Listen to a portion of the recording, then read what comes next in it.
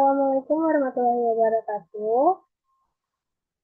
Yang terhormat kepada Ibu Perwakilisih SENM. Sebelumnya mohon maaf Ibu atas ketidaknyamanan jika kamera saya gelap atau tidak terlihat.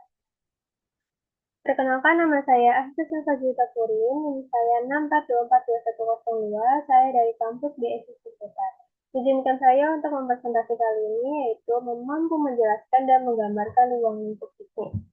Oke, selanjutnya ada daftar isi. Yang pertama ada perkembangan bisnis, yang kedua pengertian bisnis, yang ketiga klasifikasi bisnis, yang keempat tujuan bisnis, yang kelima lingkungan bisnis, yang keenam faktor penentu iklim, yang ketujuh ada problem bisnis, yang kedelapan sistem perekonomian, yang terakhir ada jenis pasar. Oke, kita lanjut. Ya, di sini ada perkembangan bisnis. Pentingnya perkembangan bisnis bagi kebutuhan keluarga, karena dalam bidang usaha itu dapat memenuhi kebutuhan individu dan keluarga.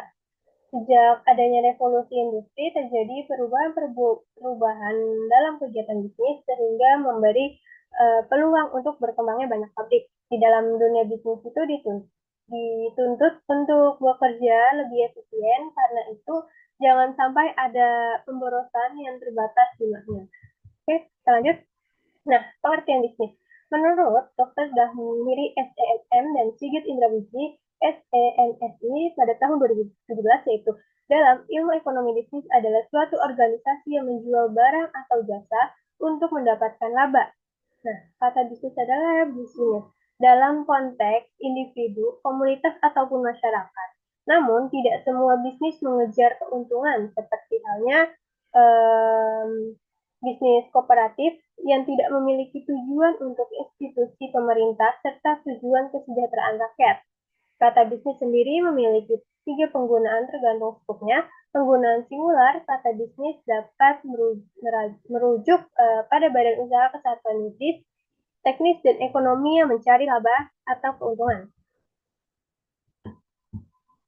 Nah, di sini ada klasifikasi bisnis, ada 4 klasifikasi bisnis, yaitu yang pertama usaha pabrik atau manufaktur, yaitu seperti mengelola bahan mentah menjadi baku sampai menjadi bahan jadi. Yang kedua ada produksi bahan mentah, yaitu seperti pertambangan, kehutanan, dan perikanan.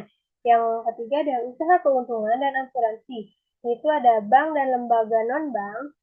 Usaha asuransi membantu mengatasi resiko yang dihadapi oleh bisnis. Yang terakhir ada usaha konstruksi seperti pembangunan jalan, rumah, gedung, dan perkantoran. Oke, kita lanjut. Nah, apa sih tujuan bisnis? Nah, menurut Dr. Tamil SEMM dan Sigit Indrajaya SEMSI pada tahun 2017, yaitu menjalani bisnis, karena setiap negara kita banyak menemukan orang yang berbisnis. Dalam berbisnis itu, kita juga mendapatkan manfaat yang sangat penting, seperti waktu, planning, mengambil keputusan, dan lain-lain.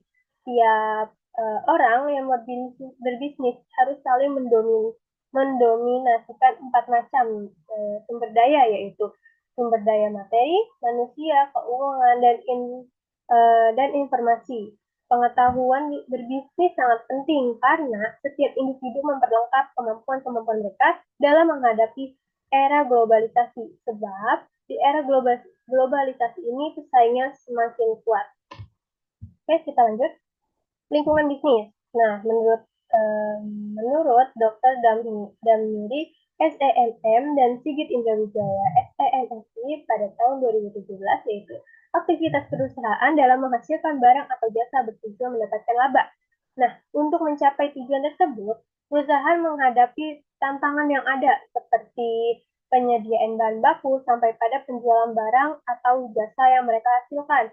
Nah, menghadapi persaingan dalam bisnis harus mempunyai strategi yang tepat untuk memenangkan pesaing tersebut. Tingkat operasional akan memegang kendali utama dengan tujuan perusahaan mencari keuntungan. Lingkungan yang tidak hanya semata-mata merefleksikan ke lingkungan ekologi. Oke, kita lanjut. Faktor penentu iklim bisnis. Nah, menurut Heri Pratama pada tahun 2022, yaitu pemanasan global dalam iklim telah muncul sebagai masalah lingkungan yang paling mendesak. Dalam beberapa tahun terakhir dapat terjadi pergeseran cara pandang terhadap iklim bisnis. yang dimana perusahaan ingin bersaing dituntut untuk lebih terbuka dalam mendukung pengambilan keputusan. Nah, iklim berpengaruh terhadap ekonomi atau bisnis karena mitigasi dan adaptasi. Perlunya pengungkapan perubahan iklim terhadap organisasi yang menerbitkan indeks terkait perubahan iklim. Pengungkapan ini dilakukan untuk menarik minat investor atau pemegang saham. Perubahan iklim merupakan hasil dari akuntansi iklim perusahaan, mengumpulkan informasi terkait iklim yang signifikan bagi perusahaan. Maka, masyarakat yang terkait pada lingkungan perubahan iklim berfokus pada dampak perubahan iklim dan adaptasi pada bisnis. Oke, kita lanjut. Ada problem bisnis.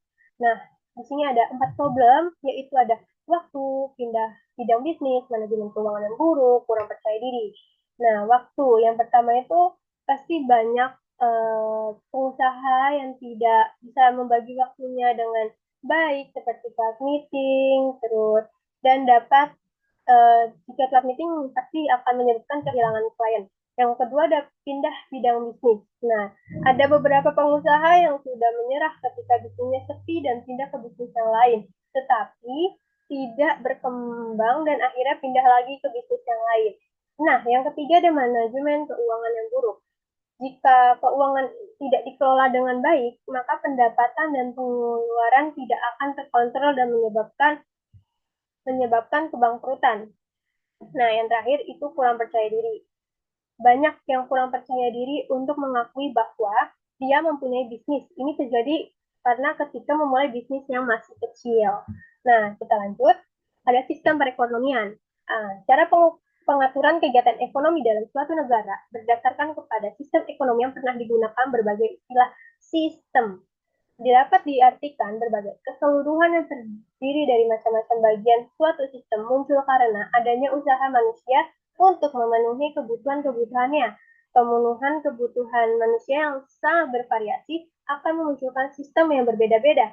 Kebutuhan manusia yang bersifat dasar, yaitu ada pangan, pakaian, papan, akan memunculkan suatu sistem ekonomi. Nah, kita lanjut.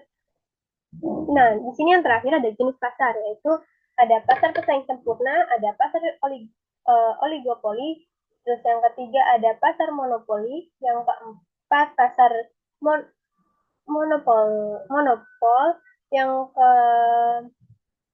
kelima ada pasar monopsoni, yang kelima pasar duopsoni, pasar obligosoni, pasar sumber daya yang terakhir. Oke, yang lanjut. Nah, di sini saya mengambil eh, di sini ada referensi. Nah, baik, kita lanjut. Nah, ternyata sudah saya untuk presentasi kali ini. Terima kasih telah terima kasih kepada Ibu Purwatiningsih. Untuk kali ini saya pamit undur diri. Assalamualaikum warahmatullahi wabarakatuh.